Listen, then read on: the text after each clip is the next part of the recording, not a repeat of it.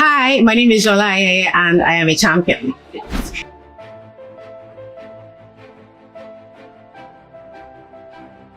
Jola Ayeye is a writer, producer, and podcaster who uses her platform to challenge gender norms, shift narratives, and empower audiences to question stereotypes. Before the microphone, there were books. And as founder of The Happy Noisemaker, a book club where both genders convene to read and discuss selected books, Jola has cemented herself in the industry as a force known to speak honestly about topics that affect everyday Nigerians, including about relationships, culture, and the society at large.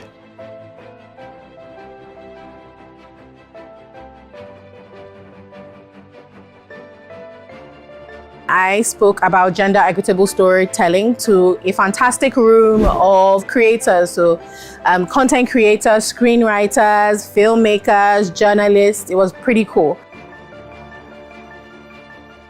So for us, gender equitable storytelling interrogates and also gives something to aspire to.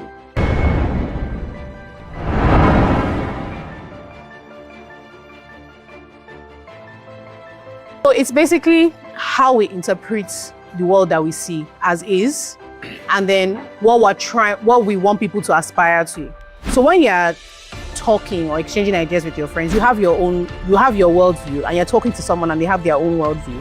And a lot of times if you're with someone that you care about and you understand each other, you're able to have a cool discussion and you agree to disagree. But when it comes to gender equitable storytelling, the way I see it is, I want to tell a story about what it is to create in Nigeria. And I could go the regular route where I don't interrogate why people do what they do. So I can say, oh, in Nigeria, these are the things that we constantly, that's even the first question. These are the stories that we tell all the time.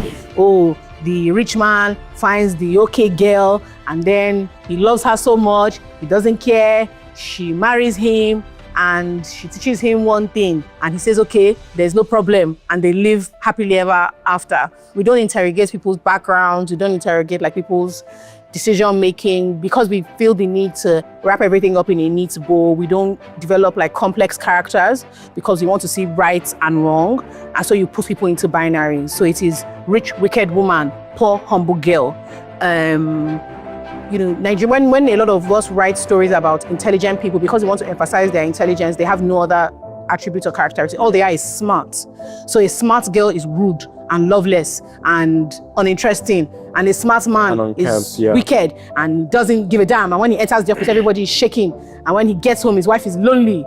And the lonely wife is nothing else. She's just lonely. The children. So we have very strong, hard lines, and they don't see people as individuals. We distill them down to characteristics, and it's usually societal characteristics. So women are supposed to be a type of way, and anything outside of that is like a rebel. And the rebel either has to learn a lesson or be a champion. You can't be anything in between. Yeah. Right? Because your job as a storyteller, if the world was perfect, would be just right as you see it. But you sometimes have to accept that you actually have a responsibility. And how do you do that to the best of your ability? I think for people that are writers, sometimes it's a bit clearer, or journalists, it can be a bit clearer. But in the world we live in today as content creators, if you like creating food content or lifestyle content or comedy content, does that come in any way, or does that make any sense?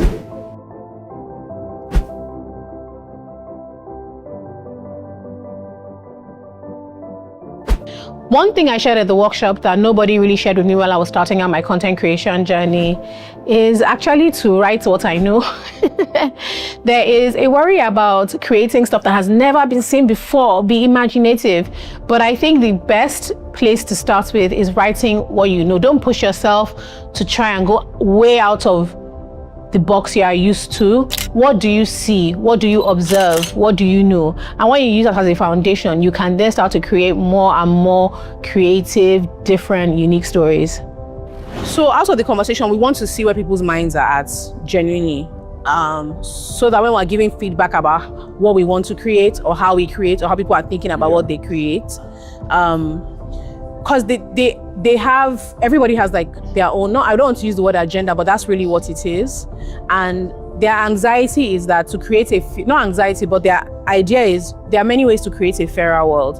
And one of the ways is how you tell stories. So how does, in the zeitgeist, in popular culture, how do people see the roles of men and women? How do people see what's feasible and what's possible? What's okay in society? What should we be championing? I think how I'm going to, integrate what I've learned in the gender equity storytelling workshop is that I want to focus on the basic everyday lifestyles of women, in this case, like the things that nobody talks about in the media, their motivations, things that push them to where they are, things that, tell stories, give backgrounds into how they got to where they are. My favorite part of today's event was the question and answer segment because everyone just had ideas that they were looking to get some kind of validation for and also to see how far their visions can go. And the back and forth with the question and answer was very insightful. Full of takeaways, right? But I think what was reinforced for me is being extremely obsessive, like being in love with the art of what you actually love. Like you would be able to tell great stories and good stories by consuming and like being obsessive and loving the art, right? That way you get to see things beyond the base level. For Jola Ayeye, storytelling didn't begin with speaking. It began with listening, reading, and even questioning. Why are women always edited down? Why are their truths softened or silenced? Then she did something radical. She said it out loud. Is it that women talk too much? Or is it that the world just isn't used to hearing us?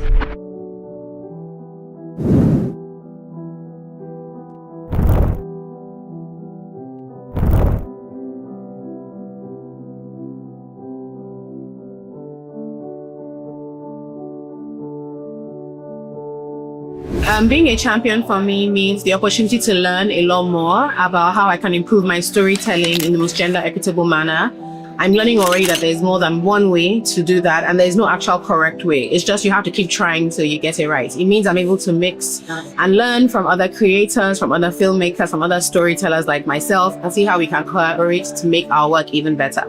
We're currently talking through women empowerment themes, and the theme that we're talking about is showcasing equal access to resources.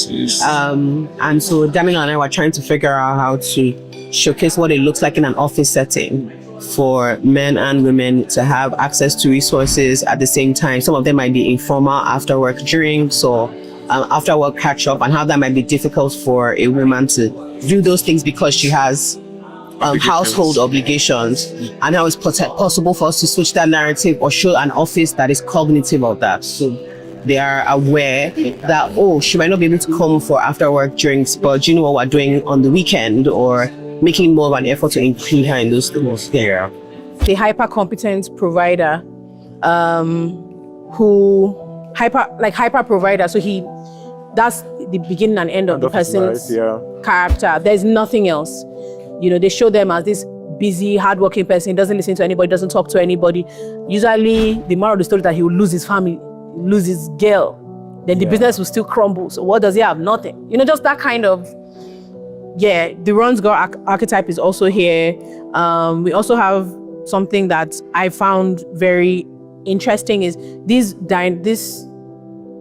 flip-flop where you either have, in a bit to overcorrect the long-suffering woman, you have a bitter career woman. So she works and makes money, but it's almost like that has hardened her to just that. She's resentful of the fact that she has to work very hard and nobody sees her.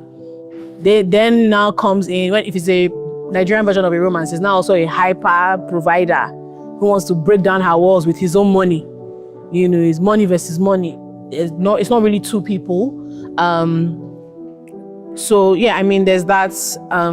Another thing I find a bit worrying at the moment is I'm seeing a lot of, particularly with skits, because of the attention deficits, there's this, I don't know how to explain it, but it's the Nigerian as a joke. Regardless of whatever it is, that the Nigerian the Nigerian individual is fundamentally funny beyond anything else. So it doesn't matter what the story you're trying to tell is. When it boils down to it, you find that we're no longer thinking of the situation. It's just the funny. And because we all love to laugh, I find that initially it was a thing of you laugh and you think. And you laugh and you think, but now we're just laughing. Like there's no more, there's a constant like trying to flatten. So it is, the suffering is funny, the enjoyment is funny, everything is funny. And I've been looking more and more, it's just this thing of we're being flattened to just these funny people. And we're not really thinking about what the story is anymore. Always have, only to have sensitive conversations, difficult conversations. You just always thought it was important to be as honest as you possibly can, and also alienate people by, emphasizing academic language or trying to always be extra politically correct. But I do think what this course has made me think about, and I'm probably going to take back with me as we continue with what I said, is the degree to which we push. I think sometimes we want to keep things light and we want to keep things easy. So sometimes it's just taking things a step further to interrogate conditioning and why we do the things we do, not just explaining how what we do is dangerous or harmful or just not optimal for everybody. But I think I want to figure out how we can go a step further, think a little deeper, have conversations that are a bit trickier. I think we do a good job, but there's no reason we can't do a great job. So I think what I'm going to say is we're definitely going to try to take all our conversations a step further, and interrogate where your thoughts are coming from. As co-host of I Said What I Said, Jola Ayeye didn't just build a podcast, she built a cultural mirror, a space where women hear the thoughts they've buried, spoken back to them boldly, where discomfort is not avoided, but examined. With her platform, young people of both genders have come to accept that success is not measured only by certain standards. Instead, success can be whatever you want it to be. I think and I'll take it back to what I said before about not allowing yourself be anxious over others, because remember that this is two things for you. It's something you enjoy doing, but it's also your job, right? So I don't think, there are tons of accountants saying, where is this report going? What's this report going to do in the world, right? They do their job and then they deploy the capital they get from their job in line with their ideology, their beliefs and their needs. But I don't think that you should be bogged down as a woman in a space that it can turn misogynistic very quickly, right? When we think about entertainment, what people consume, and I guess where people take the first point of information from, creators typically come to mind.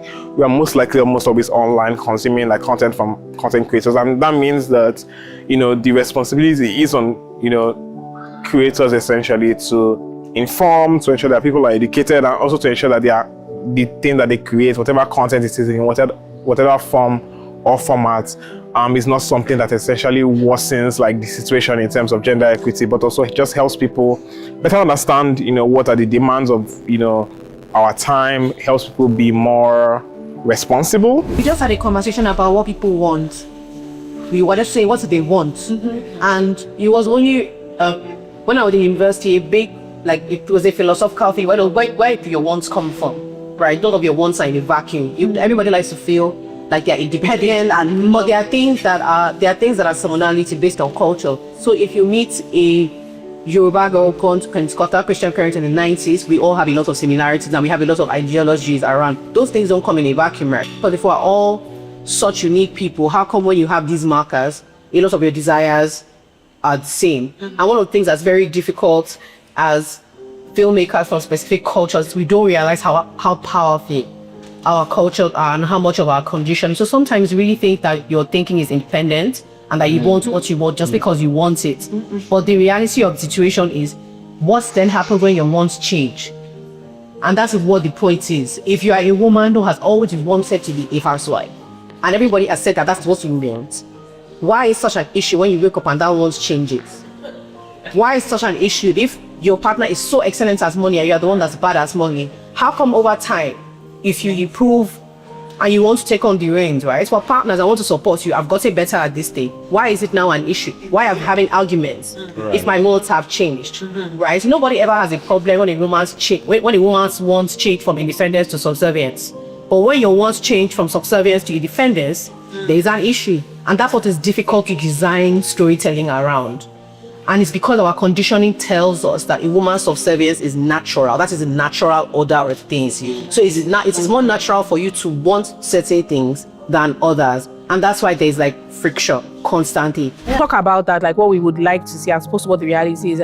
I remember there's an ad. I remember just saying, "Mommy in the kitchen cooking rice." So when was that? It didn't have. There was this idea of like, daddy goes to work, mommy comes home, or even social studies textbooks at the time did not even have mommy going to work. She didn't even go to work. It was daddy goes to work, mommy takes care of the house. When you come back from school, and then you have your chores, then you show like the daddy and the son washing the car, the mommy and the girl are in the kitchen. That's Maximilian. Yeah, Maximilian textbook. So I think sometimes I wonder, and that's a question, but we can bring it up now.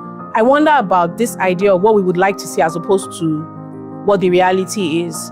Because one of my favorite things about digital media is sometimes ad agencies will have these dreams and they go ahead with the dream of like, oh, let's change let's change the narrative. And they'll do something that they think is very interesting. And then maybe you see like a vox pop, right? Of somebody talking to everyday regular people. And people, you say, so maybe the person asks a question about, oh, men asking, do you cook? And then you just hear a Nigerian man saying, is this Telemundo? Like just being, and you kind of now remember that actually, this is where we are, right? And there's the aspirational type of content, and there's stuff that, as we're having these discussions, this is what we would love to see.